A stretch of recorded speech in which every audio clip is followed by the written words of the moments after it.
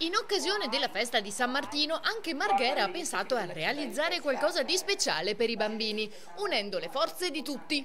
E abbiamo contattato tutte le 9 scuole che ci sono di infanzia a Marghera, 6 pubbliche e 3 private, e per un totale di 763 bimbi abbiamo fatto realizzare 763 San Martini, ognuno per i bambini. Eccoli, pronti per essere distribuiti, realizzati da panifici e pasticcerie con diverse fantasie, ma sempre l'immancabile base di pasta frolla.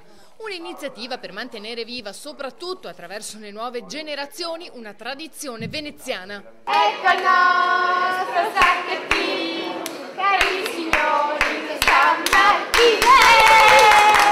Questa è un'iniziativa molto sostenuta dal sindaco Brugnaro, che ha voluto allargare le manifestazioni autunnali di Mestre sia come territorio sia come durata.